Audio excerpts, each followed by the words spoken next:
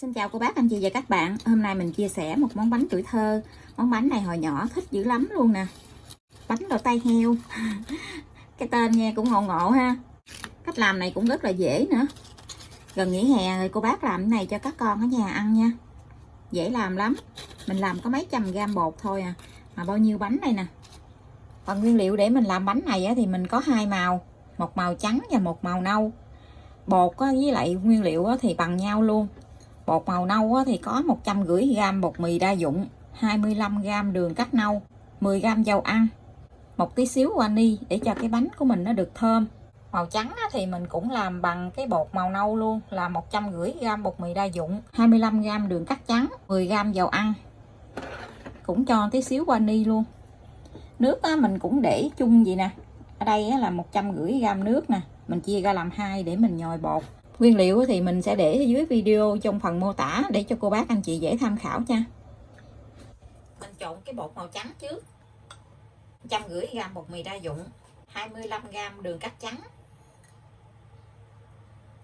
10ml dầu ăn.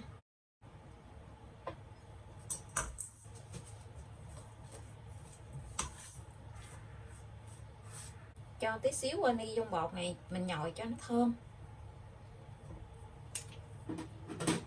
Nước mình dùng cho cái bột màu trắng thì mình có là 70ml nước nha. Ở trong này là 150ml nè, mình chia ra làm hai. Mình nhồi cái bột này lại thành một cái khối bột mịn nha.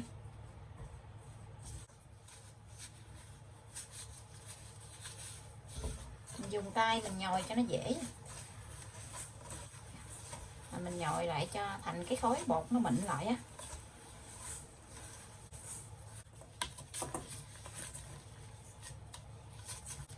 Mình nhồi cục bột bây giờ nó đã mềm dẻo gì nè. Cho nó mịn lại tí xíu vậy nè. Bây giờ thì mình sẽ cho vào trong cái chén gì mình đậy lại. Mình để cho bột nghỉ 15 phút nha. Mình lấy màng bọt thực phẩm mình đậy lên. Để tiếp theo thì mình sẽ đi làm cái bột màu nâu.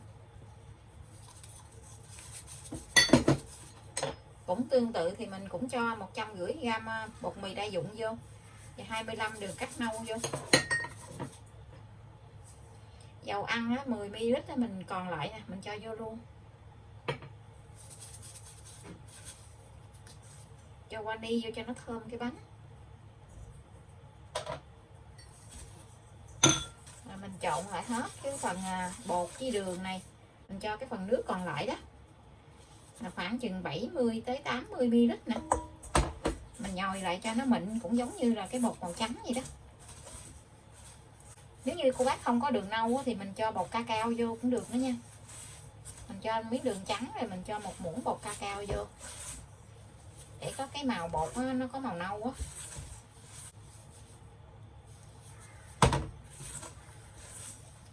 Phần nước này mình chia ra làm hai đó, mình nhồi hết hai cái phần bột này luôn là vừa đủ luôn. Tí nữa đường nó tan ra thì vừa tay.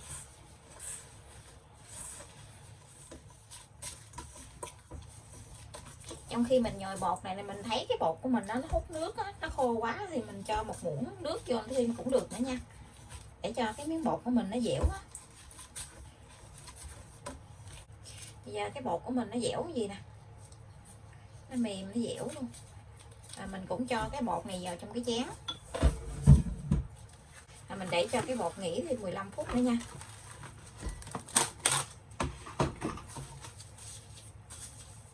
Khi cái bột màu trắng này mình cũng đã cho nó nghỉ 15 phút rồi. Bây giờ thì mình sẽ lấy ra, mình đi nhồi sơ lại khoảng chừng 2-3 phút nữa. Mình chảy ra cái miếng chảy gì nè, mình cho tí xíu dầu ăn xuống.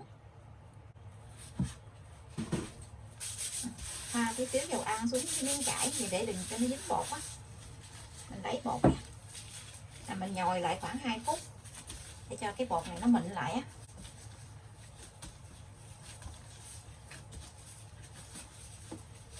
Mình chỉ nhồi sơ thôi, không có cần nhồi kỹ đâu. Mình nhồi sơ cái bột lại gì là được rồi nè. Giờ thì mình để trong chén lại để mình đi làm cái bột màu nâu. Đẩy lên để đừng cho nó khô nha.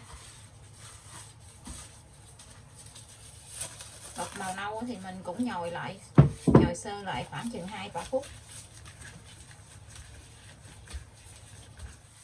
Tiếp theo thì mình sẽ đi tạo cái hình bánh. Mình lấy cái miếng bột ra, bột bây giờ nó rất là mềm luôn nè.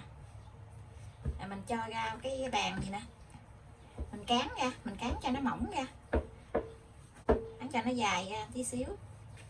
Chiều dày của bột thì khoảng chừng 5 ly nha, mình cán ra khoảng 5 ly vậy đó. Bột nó mỏng gì khoảng chừng 5 ly vậy đó, 5 ly trở lại thôi, đừng để dày quá tí xíu nữa. Mình tạo cái hình nó, cái đường vân của nó dày á, nhìn thấy nó cũng không có đẹp. Mình sẽ đi làm cái phần màu nâu, mình cũng cán mỏng ra giống như cái phần màu trắng vậy. Chiều dày của bột cũng khoảng 5 ly. Mình cán bột xong hết rồi thì mình sẽ cho một tí xíu mật ong vô trong chén để mình làm một cái lớp nước á, mình thoa lên trên cái mặt bánh nè, để hai cái miếng bánh nó dính với nhau á, khoảng chừng 1 muỗng mật ong thôi. Nếu như không có mật ong thì cô bác mình làm nước lạnh không cũng được. Mình cho một chút xíu nước vô, mình khuấy lên để cho nó loãng ra. Mật ong không thì nó đặc. Mình chảy cái miếng bột màu trắng ở phía dưới, sau đó thì mình sẽ thoa một lớp nước mật ong pha với lại nước lạnh nè, thoa lên trên cái mặt bột màu trắng vậy nè, để mình cho cái màu nâu lên nó dính lại á. Rồi thì mình sẽ cho cái phần màu nâu lên,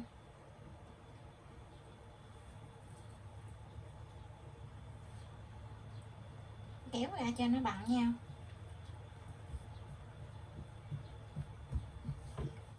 Mình dùng cái cây cán á, mình cán cho nhẹ nhẹ xuống gì để cho nó dính lại, cán ra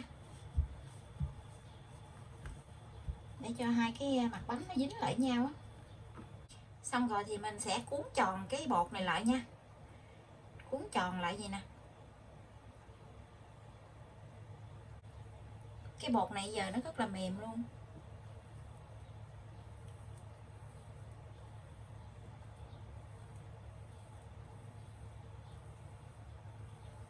Cuốn tròn lại,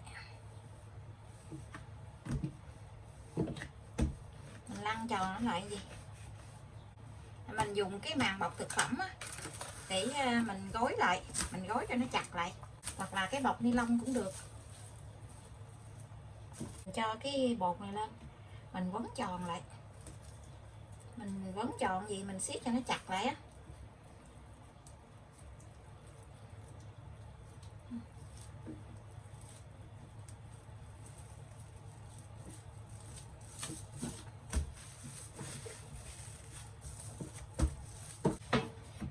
Và mình để cái bột này vào trong ngăn đá khoảng 2 tiếng để cho cái bột này nó cứng lại nha. Khi nó cứng lại thì mình cắt bột nó mới dễ. Bột của mình để trong ngăn đá bây giờ nó đã cứng rồi nè, nó cứng lại như vậy là được. Mình để hơn 2 tiếng luôn á. Khi mình cắt cái bánh này thì mình cho chảo dầu lên trên bếp để cho dầu nó sôi nha. Mình cắt tới đâu thì mình sẽ chiên tới đó, cho nên nó là mình cắt phân nửa cái này trước, rồi mình để vào trong ngăn đá phân nửa. Khi nào mình cắt hết ra phân nửa thì mình sẽ đi lấy ra. Tại vì mình để ra ngoài thì hồi nó sẽ bị mềm á, nếu như nó mềm lại là mình không có chiên được đâu. Coi nè, ở bên trong nè, ở bên trong nó gì nè, đẹp quá chừng luôn ha. Mình gói phân nửa lại, mình cho vào trong ngăn đá lại nha. Rồi mình đi chiên hết cái phần này rồi mình hãy đi lấy cái phần còn lại, mình đem ra mình cắt. Giờ thì mình sẽ đi cắt ra. Mỗi một miếng bánh là mình cắt khoảng chừng 1 ly, cắt cho nó mỏng mỏng á. Cắt mỏng thì cái bánh của mình nó giòn, nó cứng lại vậy thì dễ cắt nè, còn mềm là mình không có cắt được đâu. Mình cắt tới đâu thì mình bỏ vô mình chiên tới đó luôn. Ở bên này thì mình mở lên cái chảo dầu của nó sôi rồi nè, mình cho vô mình chiên.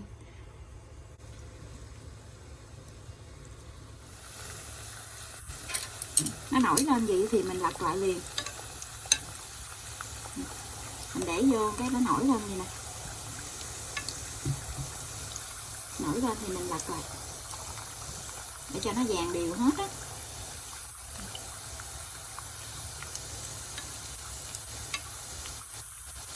Mình để lần ít thôi, mình để nhiều quá mình chở không kịp. Bánh này là bánh của tuổi thơ nè, hồi nhỏ thích cái bánh này lắm luôn.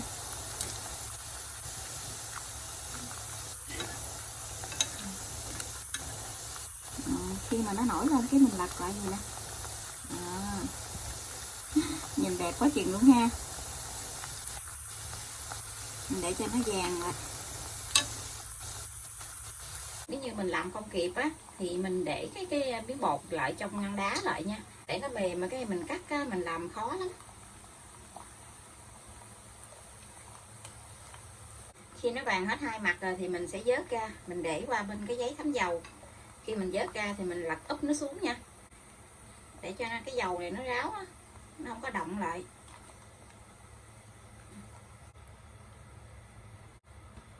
Mình tiếp tục mình cắt rồi mình chiên tiếp.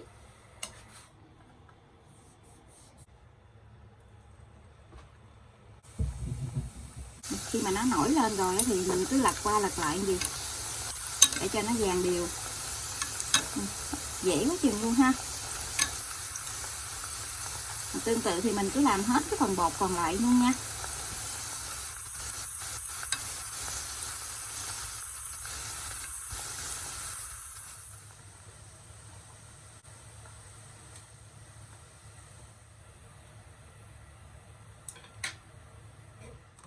Bánh tai heo của mình đã chiên xong rồi nè, quá chừng nhiều luôn. Ôi, có nhiều bột đây mà làm nhiều dễ sợ luôn á.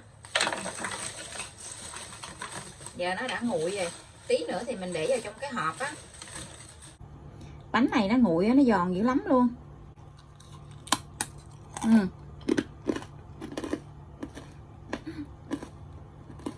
Nhai gụp gụp luôn á.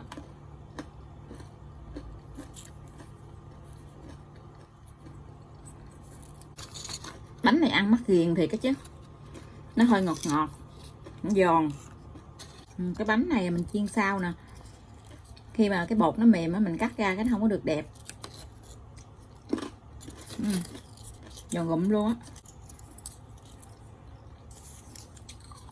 Hồi xưa cái món này đi học là thích dữ lắm luôn nè, món ăn tuổi thơ nè. Gần tới nghỉ hè rồi cô bác anh chị làm món này cho các con ở nhà ăn nha. Bây giờ thì mình xin chào tạm biệt, hẹn cô bác anh chị và các bạn lại video tiếp theo. Cảm ơn cô bác anh chị và các bạn đã xem video của mình. Xin chào và hẹn gặp lại.